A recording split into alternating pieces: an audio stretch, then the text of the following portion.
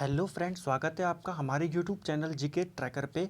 Uttarakhand GK MCQs की series हमारी जो चल रही थी उसका दूसरा भाग है। ठीक है, आपने पहली वीडियो को काफ़ी अच्छा उसमें आपने सपोर्ट करा। चलिए इस दूसरे भाग को शुरू करते हैं।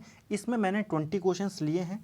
आपका कितना स्कोर होता है देखिए, बहुत अच्छे क्वेश्चंस हैं इसके अंदर। ठीक है, आप अपना स्कोर करके बताना। अगर आपके इस जो मैंने 20 क्वेश्चंस लिए इसमें 15 प्लस आ जाते हैं तो आपकी तैयारी बहुत अच्छी चल रही है। ठीक है फ्रेंड्स, चलिए इस वीडियो को शुरू करते हैं। कमेंट करके अपना स्कोर जरूर बताइएगा। पहला क्वेश्चन है, कालिदास की किस रचना में हिमालय को औषधि प्रस्थ कहा गया है? तो औषधि प्रस्थ कहा गया है हिमालय को कौन सी रचना में? कुमार संभव में। ठीक है, कुमार संभव किसकी रचना है? आपके दो क्वेश्चन बन गए। कालिदास की रचना है, ये तीनों कालिदास की रचनाएं ही हैं। और कुमार संभव में उसने हिमालय को क्या कहा है? औषधि प्रस्थ कहा है। ठीक है, नेक्स्ट क्वेश्चन देखते हैं। वर्ष 1989 में पर्वतीय जन विकास सम्मेलन का आयोजन कहाँ किया गया था? ठीक है, आयोजन कहाँ किया गया था इसका, ये आपने मुझे आंसर बताना है। अच्छा, एक चीज़ मैं आपको बताऊं, अगर आपने पढ़ी होगी हिस्ट्री में, उत्तराखंड क्रांति दल का गठन कब हुआ था? तो उत्तराखंड क्रांति दल का गठन होता है 25 जुलाई 1979 को ही होता है। ठीक है, इसी वर्ष होता है, इसी सम्मेलन में उसका गठन होता है। ठीक है, तो अब अगर मैं आपको ये पूछूं कि उत्तराखंड क्रांति दल का गठन कहाँ होता है तो आप बता देंगे मसूरी में। तो ये सम्मेलन का आयोजन भी कहाँ किया गया था? मसूरी में किया गया था। ठीक है, तो इसका राइट आंसर होगा मसूरी। बस आपको कनेक्ट करके देखना पड़ता है। ठीक है, 79 यहाँ पर वर्ष दिया था, आप सीधे इसको उत्तराखंड क्रांति दल से जोड़ सकते हैं। उत्तराखंड क्रांति दल के जो पहले अध्यक्ष थे वो थे देवीदत्त पंत थे। ठीक है, कुमाऊं के उस समय जो कुमाऊं विश्वविद्यालय था उसके वो तत्कालीन कुलपति थे। ठीक है, नेक्स्ट क्वेश्चन है, प्रसिद्ध नृत्यांगना प्रतिमा बेदी की मृत्यु किस हादसे में हुई थी? अब देखिए, इनकी मृत्यु हुई थी मालपा भूस्खलन में। मालपा भूस्खलन किस वर्ष हुआ था? ये 1998 में हुआ था। ठीक है, कहाँ? पिथौरागढ़ में हुआ था। ठीक है, बहुत ही घातक जो और बहुत ही जो बोलते हैं ना इसको कि दर्दनीय जो घटना थी ये। ठीक है, भारत के इतिहास में भूस्खलन में सबसे खतरनाक भूस्खलनों में से एक भूस्खलन था ये। ठीक है, इसमें रह रहे उस समय 225 के करीब लोग यहाँ रह रहे थे, जो सभी के सभी एक झटके में वहीं पे ख़त्म हो चुके थे। ठीक है फ्रेंड्स, तो मालपा भूस्खलन में ही मृत्यु होती है किनकी? प्रतिमा बेदी की। अगला है, कार्तिकेयपुर राजवंश की राजभाषा क्या थी? तो कार्तिकेयपुर राजवंश, इसकी राजभाषा थी संस्कृत। ठीक है, उत्तराखंड पर राज करने वाली ये प्रथम ऐतिहासिक शक्ति थी और इनकी राजभाषा थी संस्कृत। नेक्स्ट क्वेश्चन है, चंपावत के बालेश्वर मंदिर से प्राप्त अभिलेख किस शासक से संबंधित है? तो इसका सही आंसर है कराचल देव से। ठीक है, कराचल देव के अभिलेख कहाँ से मिले हैं? आपको ऐसा क्वेश्चन भी पूछा जा सकता है, आप बताएंगे बालेश्वर मंदिर से। बालेश्वर मंदिर कहाँ स्थित है? आप बताएंगे चंपावत में। ठीक है, तो कई सारे क्वेश्चंस आपके कवर हों इस तरीके से मैंने यहाँ पर क्वेश्चन बनाए हैं और ये पेपर में आ चुके क्वेश्चन हैं। ठीक है, अगला है, हर्सिल क्षेत्र में सेब की विल्सन प्रजाति किसके द्वारा विकसित की गई थी? तो इसका राइट आंसर है फेडरिक विल्सन के द्वारा। ठीक है, इनको विल्सन साहब भी बोला जाता है ना, हल्सन साहिब ऑफ गढ़वाल भी इनको बोला जाता है। ठीक है, तो इन्होंने विल्सन प्रजाति यहाँ पर विकसित की थी हर्सिल क्षेत्र में। ठीक है, हर्सिल किस जनपद में आता है ये आप हमको कमेंट करके बताएंगे। और फेडरिक विल्सन की जीवनी किसने लिखी है? अभी जो मेरी उत्तराखंड वन लाइनर की जो सीरीज़ है उसमें मैंने आपको भी एक दो वीडियोज़ पहले बताया था, इनकी जीवनी किसने लिखी है, उसका आंसर भी आप मेरे को कमेंट करके बताएंगे। ठीक है, अगर आपने अभी तक वन लाइनर की सीरीज़ नहीं देखी है तो प्लेलिस्ट में जाके आप उसको देख सकते हैं। ठीक है, तो इसका राइट आंसर है फेडरिक विल्सन। अगला प्रश्न है, कसार देवी का मंदिर किस चोटी पर स्थित है? तो कसार देवी मंदिर जो है यह किस चोटी पर स्थित है? कश्यप चोटी पर ये स्थित है, आपको ध्यान रखना है। ठीक है, कई बार पूछ लेता है, जैसे देहरादून में जो वैराटगढ़ है, वैराटगढ़ी है, वो किस चोटी पर है? वो चौरानी पर्वत पर है। ठीक है, ऐसे ही प्रश्न पूछे जाते हैं। अगला है, अमोघ भूति किस वंश का शासक था? तो अमोघ भूति जो है यहाँ कुणिंद वंश का शासक था। ठीक है, कुणिंद वंश का सबसे शक्तिशाली शासक था ये। ठीक है, इसकी मुद्राएं मिली हैं। मुद्राएं कैसे मिली हैं? उनमें आगे देवी का अंकन है। ठीक है, आगे देवी का चित्र है और पीछे किसका चित्र है?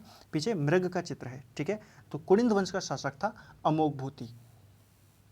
अगला प्रश्न है, तराई भाबर में पटवारी और कानूनगो की नियुक्ति के नियम सर्वप्रथम कब निर्धारित किए गए थे? तो इंपॉर्टेंट क्वेश्चन है, कब किए गए थे? 1886 में सर्वप्रथम पटवारी और कानूनगो की नियुक्ति के लिए जो नियम थे वो निर्धारित किए गए थे। ठीक है, तराई भाबर क्षेत्र में। अगला प्रश्न है, गढ़वाल और कुमाऊं की पर्वतीय क्षेत्र में हाथ से बने कागज के प्रयोग का वर्णन किसने किया है? तो इसका सही आंसर है वाल्टन ने। वाल्टन ने ही गढ़वाल और कुमाऊं के पर्वतीय क्षेत्र में जो हाथ से बने कागज थे उनके प्रयोग का वर्णन किया है। ठीक है, ये भी पेपर में पूछा हुआ क्वेश्चन है। ठीक है ना, कोई भी क्वेश्चन मैंने फालतू नहीं लिया है या अपने मर्जी से नहीं लिया है। ठीक है, हाँ हो सकता है मैंने ऑप्शन थोड़े चेंज किए होंगे लेकिन सारे क्वेश्चन में पूछे गए हैं। ठीक है, एग्जाम में। अगला है फड़कानौली शिलाश्रय की खोज यशोधर मठपाल द्वारा किस वर्ष की गई थी।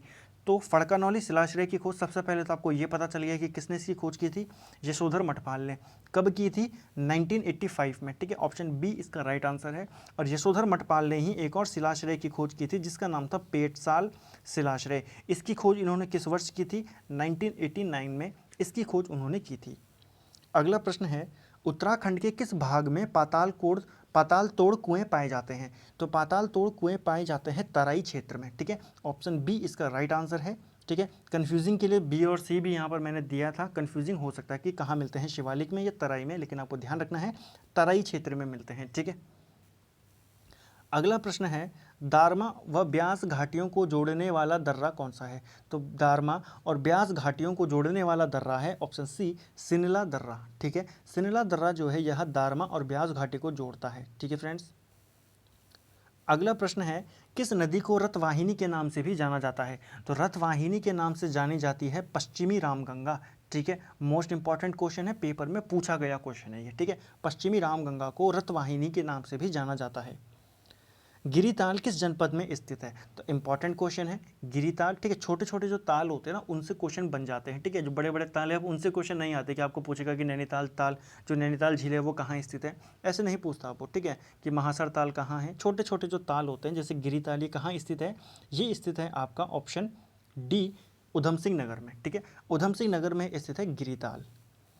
अगला प्रश्न है निम्नलिखित में से उत्तराखंड का सबसे बड़ा ग्लेशियर कौन सा है। तो उत्तराखंड का सबसे बड़ा ग्लेशियर इनमें से कौन सा है, ऑप्शन डी इनमें से कोई भी नहीं, ठीक है। पिंडारी ग्लेशियर उत्तराखंड का दूसरा सबसे बड़ा ग्लेशियर है। मिलम ग्लेशियर कुमाऊं का सबसे बड़ा ग्लेशियर है, ठीक है। और खतलिंग ग्लेशियर तो खैर ये रुद्रप्रयाग और टेरी में फैला है, ठीक है, इसकी अभी वो नहीं है। सबसे बड़ा ग्लेशियर है गंगोत्री ग्लेशियर, जिसको मैंने जानबूझ के ऑप्शन से हटा दिया था, ठीक है। मुझे लगा कई लोग क्या करेंगे, मिलम ग्लेशियर पे टिक कर देंगे कि ये कुमाऊं का सबसे बड़ा है तो गढ़वाल का भी, उत्तराखंड का भी होगा, ठीक है। तो इनमें से कोई नहीं इसका राइट आंसर है। उत्तराखंड का सबसे बड़ा ग्लेशियर मैंने आपको बता दिया गंगोत्री ग्लेशियर है, दूसरे नंबर पे पिंडारी ग्लेशियर है, तीसरे पे मिलम ग्लेशियर है, ठीक है। और मिलम ग्लेशियर कुमाऊं का, पूर्ण रूप से कुमाऊं का सबसे बड़ा ग्लेशियर है। अगला प्रश्न है चौपता बुग्याल किस जनपद में स्थित है। तो चौपता बुग्याल जो है यह कहाँ स्थित है, ऑप्शन सी रुद्रप्रयाग में, ठीक है। छोटे छोटे बुग्याल भी पूछते हैं, कहाँ स्थित है ये, रुद्रप्रयाग में स्थित है। अगला है किस जनपद में यूरेनियम की उपलब्धता के संकेत मिले हैं। तो यूरेनियम की उपलब्धता के संकेत मिले हैं कहाँ से, टिहरी गढ़वाल से, ठीक है। किस जनपद में यूरेनियम होने के संकेत यानी कि संभावना है वो कहाँ है, टिहरी गढ़वाल में है, ठीक है। मैंने कोशिश की है फ्रेंड्स कि हर टॉपिक से, हर चैप्टर से कम एक क्वेश्चन मैं यहाँ पर लेकर आऊँ, ठीक है। चलिए अगला है राज्य में सर्वाधिक क्षेत्र पर किसकी फसल की जाती है। तो राज्य में सर्वाधिक क्षेत्र पर जो फसल की जाती है वो है गेहूं की फसल, ठीक है फ्रेंड्स। नंबर 2 पे आता है चावल और नंबर 3 पे आता है गन्ना, आपको ध्यान में रखना है, ठीक है। आज का अंतिम प्रश्न है राज्य में भकार शब्द का प्रयोग किसके लिए होता है। तो भकार शब्द आपको ध्यान रखना है, ये किस चीज़ के लिए यूज़ होता है, ऑप्शन सी खाद्यान्न भंडारण के लिए, ठीक है। जो खाद्यान्न भंडार होते हैं उनके लिए यूज़ होता है भकार शब्द का, ठीक है। कन्फ्यूजिंग के लिए ऑप्शन ए और बी दोनों का ऑप्शन भी दिया गया था डी में, लेकिन वो गलत है। केवल भंडारण के लिए यूज़ होता है ऑप्शन, ये जो शब्द है भकार, ठीक है। तो फ्रेंड्स ये थे हमारे 20 MCQs Uttarakhand GK one liner series के, ठीक है फ्रेंड्स। यहाँ पे से रिपीट हो गया है, कोई दिक्कत नहीं इसको, ठीक है। अच्छा ये रिपीट हो गया ना क्वेश्चन। तो ये था हमारा उत्तराखंड जीके वन लाइनर के MCQs की सीरीज़, ठीक है, जिसमें हमने 20 क्वेश्चंस को देखा। आप अपने कमेंट स्कोर मुझे करके बताएं, ठीक है। अपने स्कोर जो है वो कमेंट करके मुझे बताएं। और अगर आपको ये सीरीज़ और पसंद आती है, ठीक है, इसको मैं कोशिश करूँगा कि मैं डेली इसके कम से कम आपको 20 क्वेश्चन दूँ, ताकि एक हफ्ते में आपके कम से कम 140 क्वेश्चन यहाँ पर कंप्लीट हो जाएँ, ठीक है। ऐसे ही करके और आपको यहाँ पर उत्तराखंड क्लियर होता रहे, ठीक है। तो उम्मीद है आपको ये वीडियो पसंद आया होगा। वीडियो पसंद आता है तो वीडियो को लाइक कीजिए, वीडियो को शेयर कीजिए और चैनल को सब्सक्राइब कीजिए, सपोर्ट कीजिए। Thank you friends.